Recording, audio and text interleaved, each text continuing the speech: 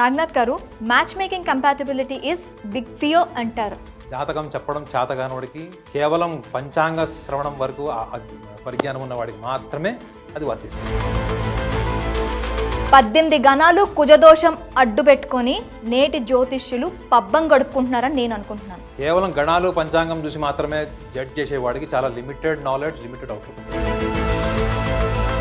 నాగనాథ్ గారు, నిజంగానే match making compatibility ఉంటే ఇవాళ ఎందుకు ఇన్ని డివోర్సెస్ అవుతున్నాయి? వినేవాళ్ళకి ఓపిక, సహనం లేదు. జ్యోతిష్యంలో ఉన్న అన్ని అంశాలు కనుక విని అర్థం చేసుకుంటే ఒక్కళ్ళ జీవితంలో కూడా డివోర్స్ కాదు. పెళ్లికి విధికి అసలు సంబంధం ఏంటండి? పెళ్లి ఒక సామాజిక అంశం. పెళ్లికి విధికి అసలు సంబంధమే లేదు. జ్యోతిష శాస్త్రంలో పెళ్లి అనేది ఒక ఎంపిక మాత్రమే. నమస్తే, నేను మీ మాధురి. ఈరోజు మనతో పాటు ఉన్నారు ఆస్ట్రో సైకాలజిస్ట్ ఎస్వి నాగనాథ్ గారు. నమస్తే సార్. సార్, పెళ్ళి ఇప్పుడు జనరేషన్ అంతా కూడాను, అంటే ఇప్పుడు అప్కమింగ్ జనరేషన్ అంతా కూడా మ్యాచ్ మేకింగ్ కంపాటబిలిటీ వైపు ఎక్కువగా మొగ్గు చూపిస్తున్నారు. ఎలా అంటే వాళ్ళ life partner life long journey చేయాల్సిన వాళ్ళు. ఆ లైఫ్ పార్ట్నర్ జర్నీ చేసే దీంట్లో తీసుకోవాల్సిన నిర్ణయం ఇద్దరు, ఒక అమ్మాయి అబ్బాయి నిర్ణయం తీసుకోవాలి. కానీ ఆ నిర్ణయాన్ని మ్యాచ్ మేకింగ్ కంపాటబిలిటీ అనే ఒక అంశం తీసుకొని ఒక జ్యోతిష్యుడి చేత్తో ఈ అమ్మాయిని నేను పెళ్లి చేసుకోవచ్చా, ఈ అబ్బాయిని నేను పెళ్లి చేసుకోవచ్చా అనే దీంట్లో వెళ్తున్నారు. అసలు జ్యోతిష్యులు కూడా దీనికి 18 గణాలు కుజదోషం అని 2 ఇది పెట్టుకొని ఆ రెండింటి మీద వీళ్ళ మ్యాచ్ మేకింగ్ కంపాటబిలిటీ చూసి వాళ్ళు చేసుకోండి అని చెప్పి వదిలేస్తున్నారు. ఈ గణాలు అలాగే కుజదోషమేనా జ్యోతిష్యం అంటే? ఆ ఎందుకు దీని బియాండ్ ఎందుకు చెప్పలేకపోతున్నారు? అసలు ఈ బియాండ్ అసలు జ్యోతిష్యంలో ఏముంది? గణాలు, కుజదోషం. పెళ్లికి ముందు చాలామంది సాంప్రదాయబద్ధమైనటువంటి ఆలోచనలతోని వైవాహిక జీవితంలో భార్యాభర్తలు, అంటే పెళ్ళైన తర్వాత భార్యాభర్తలు కలిసి ఉండాలి అని జ్యోతిష్యుల్ని సంప్రదించి జ్యోతిష శాస్త్రాన్ని నమ్మేవాళ్ళు వెళ్ళి వాళ్ళ జాతకాలు రెండు విశ్లేషణ చేయించుకుంటారు. అయితే లాస్ట్ మీరు గడిచినటువంటి కొన్ని వందల సంవత్సరాల నుంచి కూడా చూస్తే గణాలు మినిమం 18 ఉండాలి, మ్యాక్సిమం 36 ఉంటాయి. కుజదోషం ఇద్దరికీ ఉండాలి లేదా ఇద్దరికీ ఉండకూడదు. ఇది కేవలం ఒక సాంప్రదాయ భాగం మాత్రమే జ్యోతిష్ శాస్త్రంలో తప్ప that is not going to decide everything whether the couple will remain happy, successful and joyful throughout their life till the last breath of life. అది నిర్ధారించదండి. వెరీ వెరీ అన్ఫార్చునేట్ ఏంటంటే ఈ స్థాయి దాటి ఆలోచన జ్యోతిషులకు లేదా ఆ ఆలోచనతోని గణాలు కుజదోషం అన్నదాంతో వ్యాపారం చేసుకుంటున్నారు అనేటువంటి మాట కూడా మీరు అనేసారు. అంటే నిజంగా చెప్తే ఆ స్థాయి ఆలోచన దాటి జ్యోతిష శాస్త్రంలో ఉన్న విషయాల్ని ఒక జ్యోతిష్యుడు అనుభవంతో, శాస్త్ర పరిజ్ఞానంతో, తనకున్నటువంటి గట్ కాన్ఫిడెన్స్, విల్ పవర్ ఏదైతే ఉంటుందో మన ఇంట్యూషన్ అంటున్నది, వాటన్నిటిని విశ్లేషించి ఒక అబ్బాయి జాతకం ఒక అమ్మాయిది, అమ్మాయి జాతకం అబ్బాయికి కుదరదు, వీళ్ళిద్దరి వాటిలో గణమైత్రి మాత్రమే కాదు గుణాల మైత్రి కూడా ఉండాలి అని చెప్పినప్పుడు అబ్బాయికి అమ్మాయికి ఆల్రెడీ నచ్చాడు, లేదా అబ్బాయిలో అమ్మాయికి అమ్మాయిలో అబ్బాయికి ఏవో మానసిక పరమైన అంశాలు కలిసి మాట్లాడుకున్నాం, ప్రేమ వివాహమే అనుకున్నాం కాసేపు, ఇద్దరికి ఒకళ్ళకొకళ్ళు కనీసం మినిమం ఒక 1 year నుంచి వాళ్ళిద్దరు లవ్ చేసుకుంటారు కదా, 1 year నుంచి మ్యాక్సిమం 5 years కూడా ఉండొచ్చు. ఈ లక్షణాలని జ్యోతిష శాస్త్రంలో మీరు లేవంటున్నారు. ఇవన్నీ ఉన్నాయి.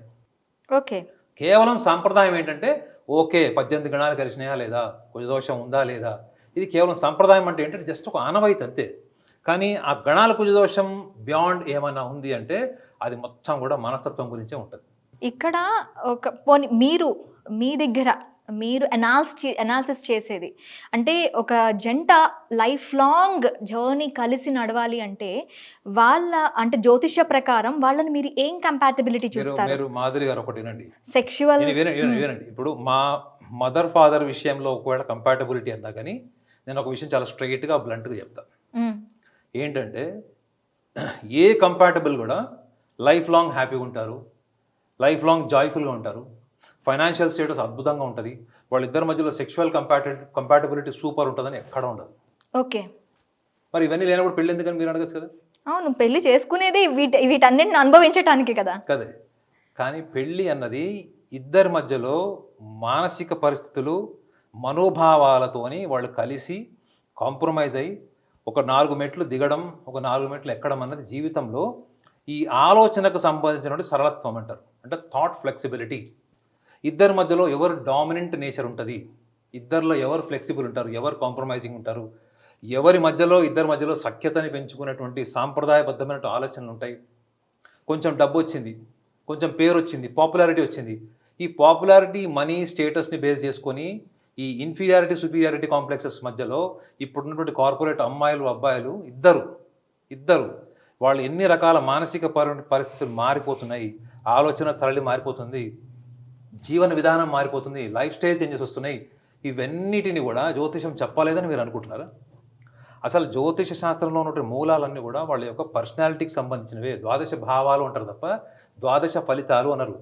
ఈ ఫలిత జ్యోతిష్యాన్ని మాత్రమే నమ్మేటువంటి జ్యోతిషులు ఫలితాన్ని చెప్పడంలో కూడా ఒక ప్రైడ్ తీసుకుంటారు, వాళ్ళకు గర్వం. నేను ముందరే చెప్పాను పలానా సెలబ్రిటీ విడిపోతారు, పలానా సెలబ్రిటీ కలిసి ఉంటారు అని నేను ముందరే చెప్పాను అని చెప్తారు.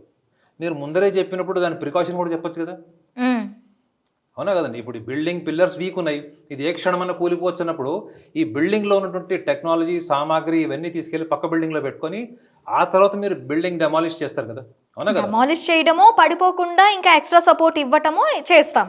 But there is a prevention.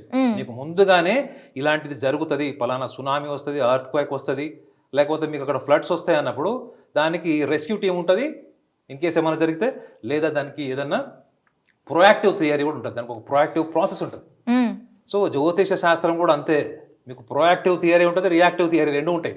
Proactive అంటే ఏంటంటే జాతకాలు కలవకపోవడానికి కారణాలు చెప్తారు.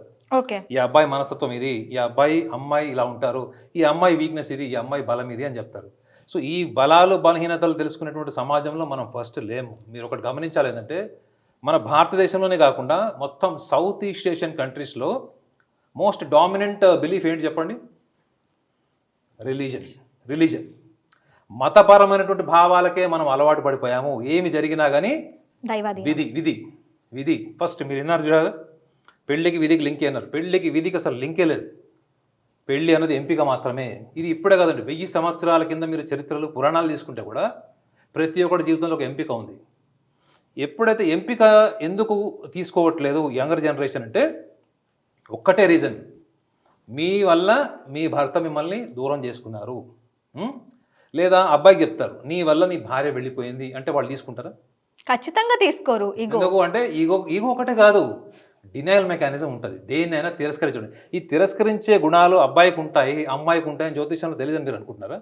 ఓకే, అంత క్లియర్గా ఉంటాయి అంటారు. క్లియర్గా ఉంటుంది. గుర్తుపెట్టుకోండి, మీకు యాంగ్జైటీ ప్రాబ్లమ్స్ ఉన్నాయా, ఇన్ఫీరియారిటీ కాంప్లెక్సెస్ ఉందా, సుపీరియారిటీ కాంప్లెక్సెస్ ఉన్నాయా, చివరికి మీరు నార్సిసిస్టిక్ ట్రైట్స్ ఉన్నాయా, ఇంకోటి ఏంటి, ప్రతి చోట కూడా మీరు మనీ మైండెడా, ఎమోషనలా, లాజికల్, ఇట్లాంటివన్నీ కూడా జ్యోతిష శాస్త్రము ఎప్పుడో 1000 సంవత్సరాల కింద ఫండమెంటల్స్ వదిలేదు. ఇప్పుడు ఆ ఫండమెంటల్స్ మీద వాళ్ళని రీసెర్చ్ చేయకపోయింటే నేను కూడా ఒక ఫలిత జ్యోతిషమే చెప్పేవాడిని. ఎందుకు ఆస్ట్రో సైకాలజిస్ట్ ఎందుకు మారాను? మీరు రీసెర్చ్ చేసిన ఏ స్కాలర్లీ ఆస్ట్రాలజీ అని వెళ్ళడగండి, మీ చదువు, ఉన్నత విద్య, ఉద్యోగం, పెళ్ళి, ప్రేమ వివాహము, వ్యాపారం, ఇవి ఏవి కూడా విధి అని చెప్పేవాడు. విధి అని చెప్పుకునే వాళ్ళకు కూడా అధమ స్థాయి ఆలోచన, అధమ స్థాయి ఇమాజినేషన్, అంటే వాళ్ళ ఊహ కూడా చాలా అధమ స్థాయిలో ఉంటుంది.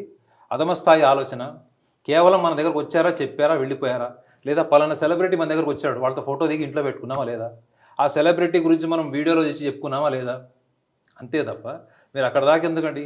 మీరు మీ ఛానల్లోనే మీరు చేసిన షోలో రీసెంట్గా నేను అల్లు అర్జున్ బిహేవియర్ మీద మీకు కామెంట్ చేశాను. అది నిన్న ప్రెస్ కాన్ఫరెన్స్లో, ఆ వీడియో ప్రెస్ కాన్ఫరెన్స్లో అల్లు అర్జున్ వీడియో రెండు మీరు మ్యాచ్ చేసుకొని చూడండి. అతనికి ఏ గ్రహం వల్ల ఈ కమ్యూనికేషన్ ప్రాబ్లం వస్తుంది, యాంగ్జైటీ ప్రాబ్లం ఉంటుంది, కమ్యూనికేషన్, రిలేటివిటీ ఏముండదు. మీరు మాట్లాడుతున్నంతసేపు అక్కడ పేపర్ చూస్తున్నాడు, మాట్లాడుతున్నాడు, ఇంగ్లీష్లో మాట్లాడుతున్నాడు, మళ్ళీ తెలుగులో మాట్లాడుతున్నాడు, future, past tense, present tense ఒక్కదానికి ఒకటి సంబంధం లేకుండా అప్పటి వరకు ఎంత రిలాక్స్డ్గా ఉన్నాడు. ఒక్కసారి మాట్లాడడం స్టార్ట్ చేయగానే ఈ లాస్ట్ ఇస్. అంటే మనం ఈ దీంట్ని బిఫోర్ ఇన్సిడెంట్, ఆఫ్టర్ ఇన్సిడెంట్ రెండు వీడియోస్ని మనం అల్లు అర్జున్ వీడియోస్ పక్కన పెట్టుకొని చూసుకుంటే సామాన్యులకి ఎవరికైనా అది అర్థమైపోతుంది. చూడండి, ఇప్పుడు అల్లు అర్జున్ గారిది నాకు వ్యక్తిగతమైనటువంటి ద్వేషం ఏం లేదు.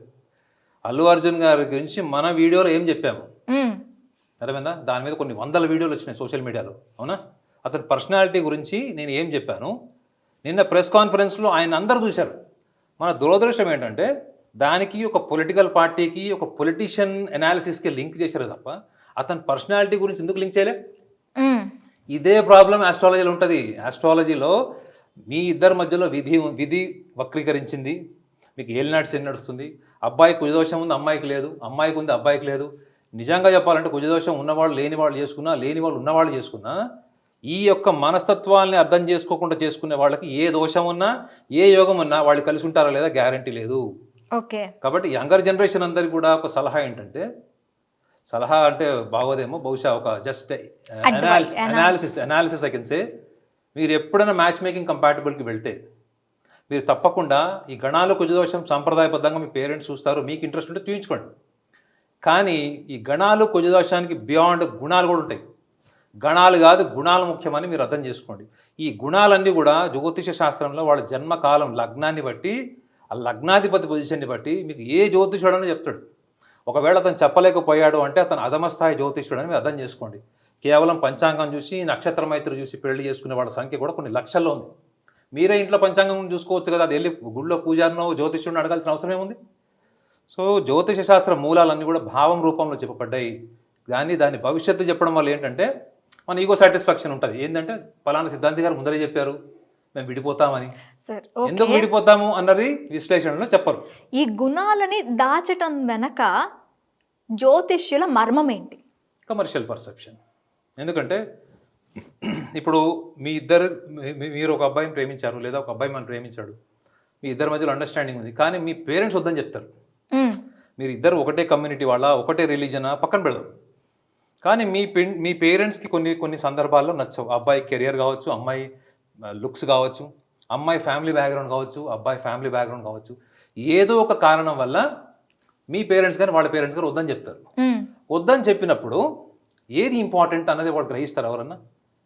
ఇప్పుడు మీరు ఈ మనస్తత్వంతో ఆ అబ్బాయినే చేసుకోండి, లేదా ఇంకొక అబ్బాయిని చేసుకోండి, ఆ అబ్బాయి కూడా అదే పర్సనాలిటీతోని ఇంకొక అమ్మాయిని చేసుకోమనండి, అక్కడ వచ్చేటువంటి మార్పు ఏముంటుంది? ఏమీ ఉండదు. లాస్ట్కి ఈ వ్యక్తిత్వ లక్షణాలే వస్తాయి తప్ప తల్లిదండ్రులు, వాళ్ళ కులం వాళ్ళు, వాళ్ళ కమ్యూనిటీ సొసైటీ వాళ్ళందరూ పక్కనున్న వీళ్ళిద్దరు మాత్రం రెగ్యులర్గా కోర్టుకి అటెండ్ అయ్యి డైవర్స్ కోసం అప్లై చేసుకుని ఉంటారు. సో గుణాలని జ్యోతిష శాస్త్రంలో చాలా స్పష్టంగా చెప్పబడ్డాయి. ఇది నేను కాదు, భృగ మహర్షి కాలం నుంచి ఉంది. కానీ దాన్ని తీసుకునేటువంటి సమాజం, దాన్ని స్వీకరించి దాన్ని వాళ్ళు సంస్కరించుకునేటువంటి సమాజం, యువత నేటి సమాజంలో పెరుగుతుంది. ఇప్పుడు ఒకప్పటిలాగా just blindly optimistic, if somebody says that you are going to divorce, you will fall into divorce or you will be separated, there will be a possibility of breakup in the relation. ఇవన్నీ కూడా మీరు మీ లక్షణాలను base చేసుకొని వెళ్తే ఒక రంగం కూడా మీ భవిష్యత్తు. మీ లక్షణాలను పక్కన పెట్టి అంత విధి కర్మ మన చేతుల్లో ఏముంది, మనకు సప్తమ దోషం ఉంది, కుటుంబ స్థానంలో శని ఉన్నాడు, అష్టమ భావంలో బలన గ్రహం నీచలో ఉంది, ఇవన్నీ ఏంటంటే ఈగో సాటిస్ఫాక్షన్. అబ్బా మనది ఏం లేదు నాయన, మనం నిమిత్త మాత్రము, మనం రేపు చేసాము మర్డర్ చేసినా కానీ మన టైం బాగాలేదు, గ్రహాలు బాగోలేదని చెప్పుకునేటువంటి దౌర్భాగ్యపు సమాజంలో మనం ఉండడం బట్టి జ్యోతిష శాస్త్రం కేవలం గణాలకి కుజదోషం మాత్రమే పరిధిలో ఉండిపోయి మిగతా అంశాలన్నీ కూడా పక్కన పడేసింది. అలా పక్కన పడేసిన వాళ్ళలో చాలామంది జ్యోతిష్యులు కూడా మనోభేదం ఏంటంటే ఇలా చెప్పినా వినట్లేదు.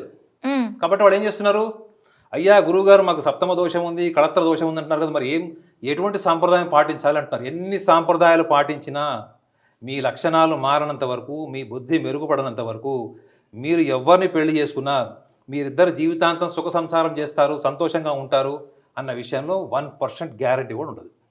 ఓకే, థ్యాంక్ యూ నాగనాథ్ గారు.